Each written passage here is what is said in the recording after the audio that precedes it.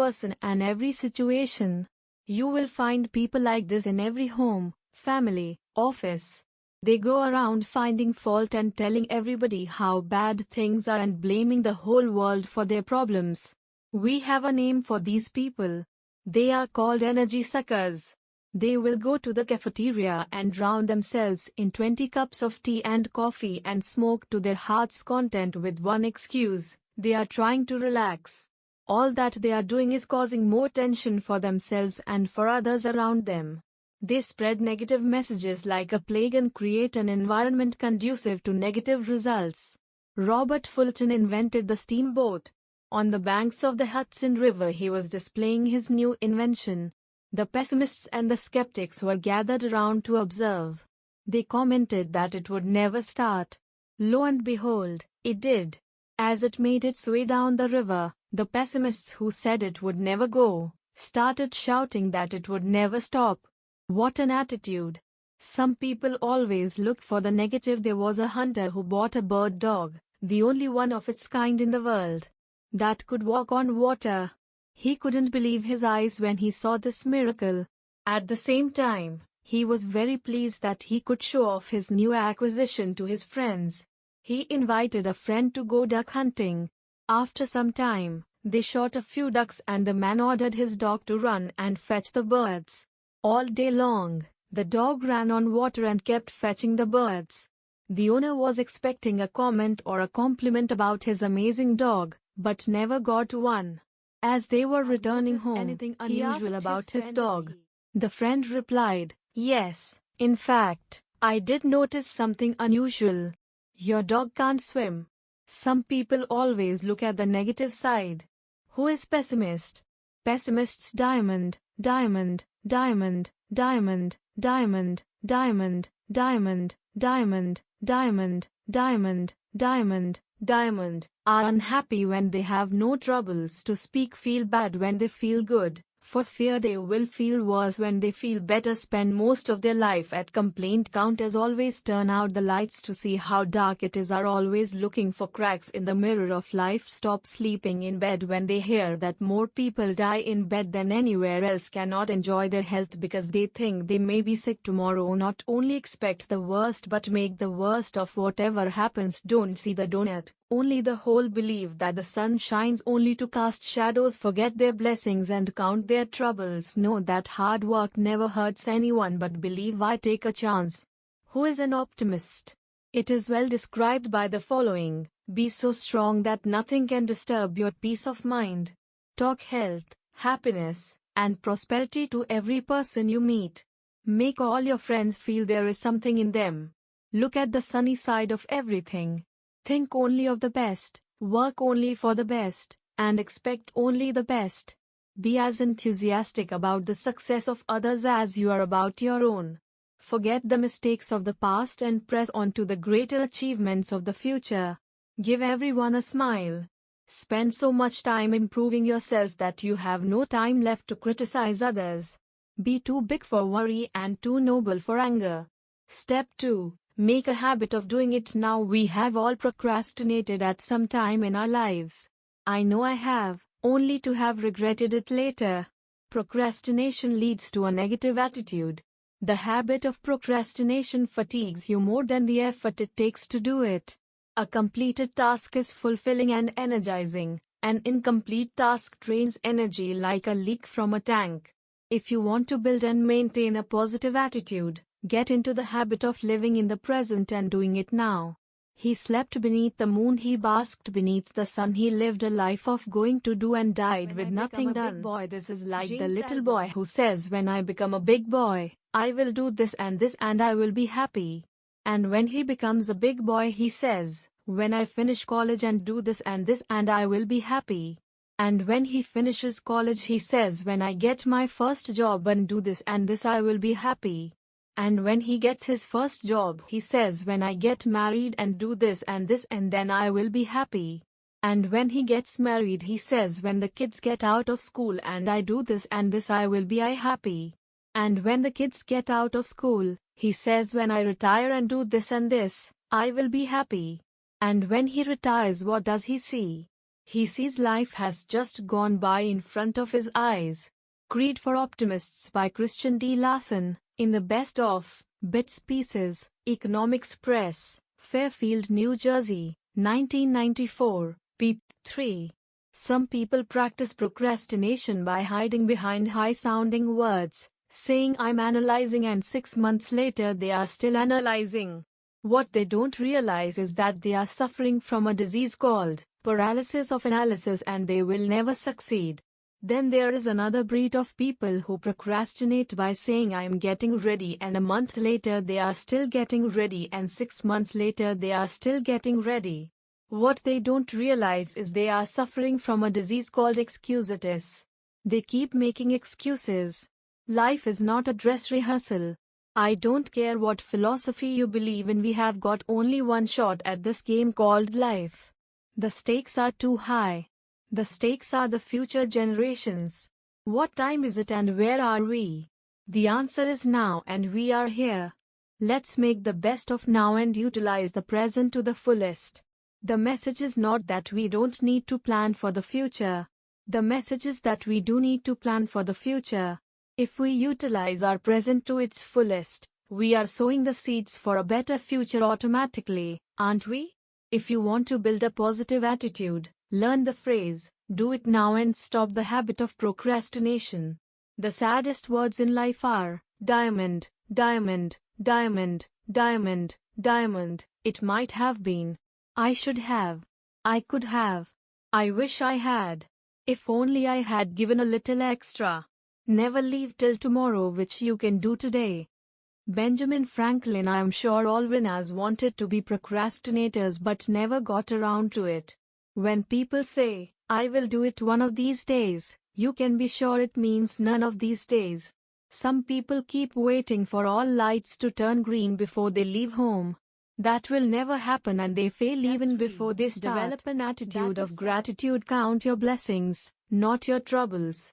Take time to smell the roses. It is not uncommon to hear that someone, because of an accident or illness, became blind or paralyzed but won $1 million in settlement. How many of us would like to trade places with that person? Not many. We are so focused on complaining about things we don't have that we lose sight of the things we have.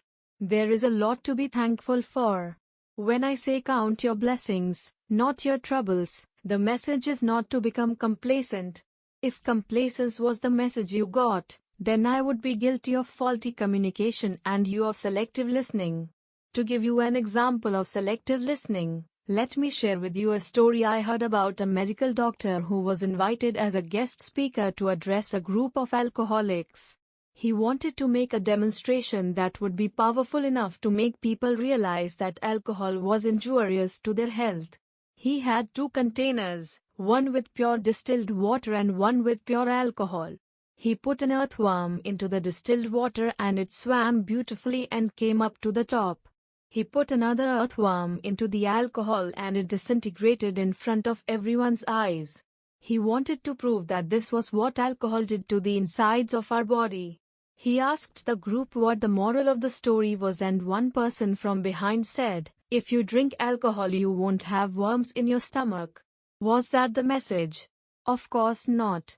That was selective listening. We hear what we want to hear and not what is being said. Many of our blessings are hidden treasures. Count your blessings. Get into a continuous education program. Let's get some myths out of the way.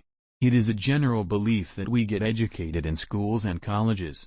I run seminars in many different countries and ask my audiences all the time, do we really get educated in schools and colleges? Generally, there is a consensus that some do but most don't. We receive a lot of information in schools and colleges. Don't get me wrong. We do need information to be educated. But we need to know the true meaning of education. Intellectual education influences the head and values-based education influences the heart.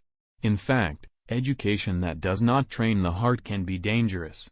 If we want to build character in our offices, homes and society, we must achieve a minimum level of moral and ethical literacy. Education that builds fundamental traits of character such as honesty, compassion, courage, persistence and responsibility is absolutely essential. We don't need more academic education, we need more values education. I would stress that a person who is morally educated will be a lot better equipped to move up in life or succeed than a morally bankrupt person with excellent academic qualifications. Character building and teaching values and ethics come in the formative years because a child is not born with this knowledge. Education without values, true education, is training of both the head and the heart. An uneducated thief may steal from the freight car, but an educated one may steal highly skilled barbarians, because we don't provide a framework of values to young people, who more and more are searching for it. Stephen Muller, President, Johns Hopkins University. We need to compete for knowledge and wisdom, not for grades. Knowledge is piling up facts, wisdom is simplifying it. One could have good grades and a degree without learning much. The most important thing one can learn is to learn to learn. People confuse education with the ability to memorize facts. Education of the mind without morals creates a menace to society. Education does not mean good judgment. There's a story about a man who sold hot dogs by the roadside. He was illiterate, so he never read newspapers. He was hard of hearing, so he never listened to the radio. His eyes were weak, so he never watched television. But enthusiastically, he sold lots of hot dogs. His sales and profit went up. He ordered more meat and got himself a bigger and a better stove. As his business was growing, the son, who had recently graduated from college, joined his father. Then something strange happened. The son asked, "Dad, aren't you aware of the Great Recession that is coming our way?" The father replied, "No, but tell me about it." The son said, "The international situation is terrible. The domestic is even worse. We should be prepared for the coming bad time." The man thought that since his son had been to college, read the papers, and listened to the radio, he ought to know, and his advice should not be taken lightly. So the next day, the father cut down his order for the meat and buns, took down the sign, and was no longer enthusiastic. Very soon, fewer and fewer people bothered to stop at his hot dog stand, and his sales started coming down rapidly. The father said to his son, "Son, you were right. We are in the middle of a recession. I am glad you warned me ahead of time." What is the moral of the story? 1. Many times we confuse intelligence with good judgment. 2. A person may have high intelligence but poor judgment. 3. Choose your advisors carefully and use your judgment. 4. A person can and will be successful with or without formal education if they have the 5 C's: diamond, character diamond, commitment diamond, conviction diamond, courtesy diamond, courage 5. The tragedy is that there are many walking encyclopedias who are living failures. Intelligence is quickness to learn. Ability is the skill to apply what is learned. Competence is the ability and the desire to apply what is learned. Desire is the attitude that makes a skillful person competent. Many skillful people are incompetent. Ability without the right attitude is wasted. The first duty of a university is to teach wisdom, not trade. Character. Then, not do I call educated? First, those who manage well the circumstances which they encounter day by day, and those who can judge situations appropriately as they arise and rarely miss the suitable course of action. Next, those who are honorable in their dealings with all men, bearing easily what is unpleasant or offensive in others, and being as reasonable with their associates as is humanly possible. Furthermore, those who hold their pleasures always under control and are not unduly overcome by their misfortunes, bearing up under them bravely and in a manner worthy of our common nature. Most important of all, those who are not spoiled by their successes, who do not desert their true selves, but hold their ground steadfastly as wise and sober-minded men, rejoicing no more in the good things that have come to them through chance than in those which through their own nature and intelligence are theirs since birth. Those who have a character which is in accord, not with one of these things, but with all of them, these are educated, possessed of all the virtues. Socrates, 47–399 BC. In a nutshell, educated persons are those who can choose wisely and courageously under any circumstances. If they have the ability to choose between wisdom and foolishness, between good and bad, between virtuousness and vulgarities, regardless of the academic degrees they have, then they are educated. An expert is someone who knows all the answers if you ask the right questions. What is a broad-based education? Some animals in a forest decided to start a school. The students included a bird, a squirrel, a fish,